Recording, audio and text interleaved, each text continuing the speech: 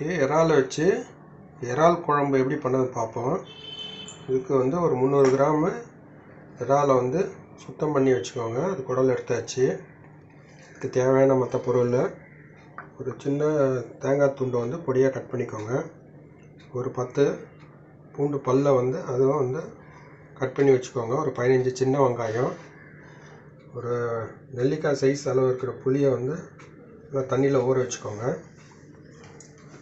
மஞ்சள் தூள், மிளகாத்தூள், இதுலேயே தனியாத்தூளும் இருக்குது, கல் உப்பு, கடுகு, சீரகம், வெந்தயம், ஒரு சின்ன வெங்காயம் ஒரு 10 தனியாக எடுத்து வச்சுக்கோங்க. ஒரு 4 பூண்டு அதையும் கட் பண்ணி வச்சுக்கோங்க. கருவேப்பிலை,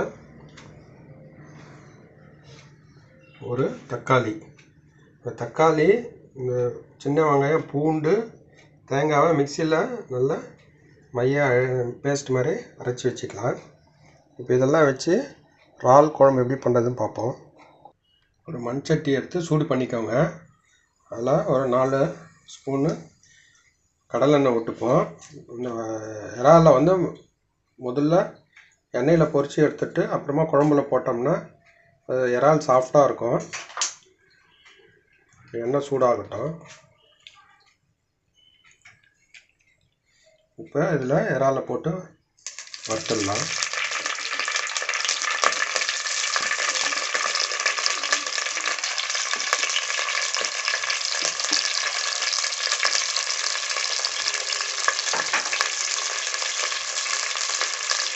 கொஞ்சமாக உப்பு சேர்த்துக்கோங்க.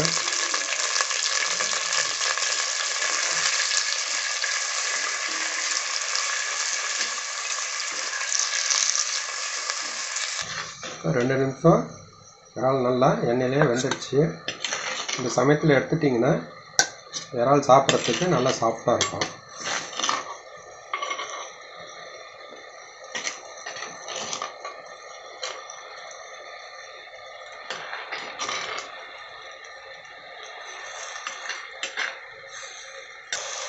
அதே எண்ணெயில் கடுகு, சீரகம், வெந்தயம் அதையும் போட்டு தாளிச்சிடுங்க.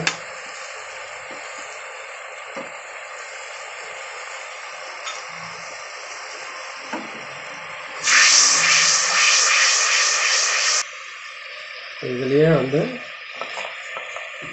சின்ன வெங்காயம், பூண்டு, கருவேப்பிலை, தாளிக்கிறதையும் தனியாக எடுத்து வச்சுருங்க. அதையும் போட்டு அதையும் எண்ணெயில் நல்லா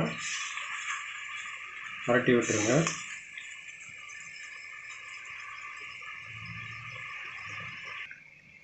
மிக்சியில் சின்ன வெங்காயம், பூண்டு, தேங்காய், ஒரு அரை தக்காளி அதை சேர்த்து அரைச்சதை ஒரு பேஸ்ட்டாக அரைச்சதில் மிளகாத்தூளெல்லாம் சேர்த்து குழம்புக்கு வேண்டிய மசாலா ரெடி பண்ணிடுவோம். புளி தண்ணி கூட இதிலே சேர்த்துக்கோங்க.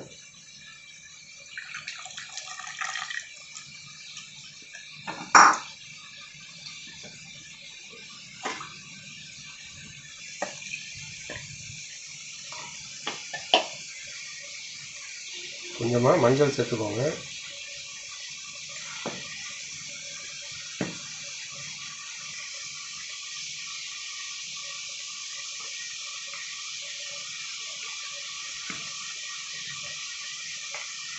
ஒரு 4 டீஸ்பூனு வீட்டு மிளகாத்தூள் சேர்த்துக்கோங்க. அதுலேயே மல்லித்தூளும் இருக்குது. தேவையான அளவு உப்பு சேர்த்து இது நல்லா கொஞ்சமாக தண்ணி விட்டு கரைச்சி விட்டுக்கோங்க.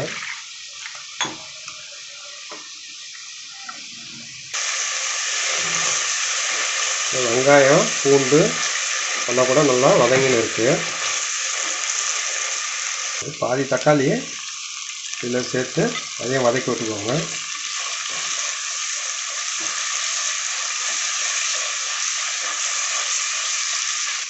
இப்போ அந்த கரைச்சி வச்ச கரைசையில் இந்த மண் சட்டியில் சேர்த்துடலாம்.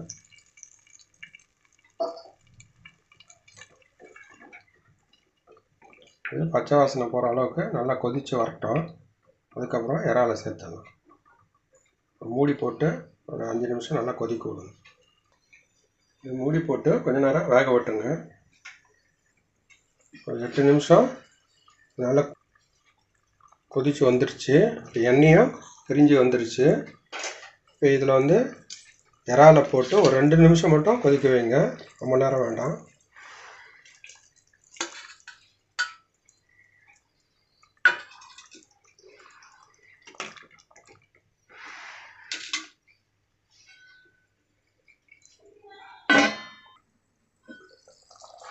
ஒரு 2 நிமிஷம் நல்லா இறா கொதிச்சு வந்துடுச்சு.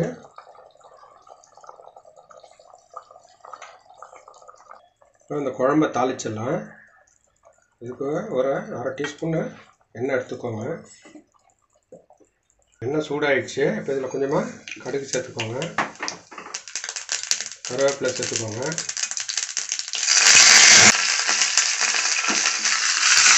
இந்த குழம்புல சேர்த்து விட்ருங்க. இந்த வெந்தய சீரகெல்லாம் முதல்ல சேர்த்தாச்சு. இப்போ கடுகு கருவேப்பிலை மட்டும் தாளித்து இந்த குழம்புல சேர்த்துருங்க. நல்லா சுவையான இறால் குழம்பு ரெடி ஆயிடுச்சு. இது தோசை, இட்லி, சாதத்துக்கெல்லாம் நல்லாயிருக்கும்.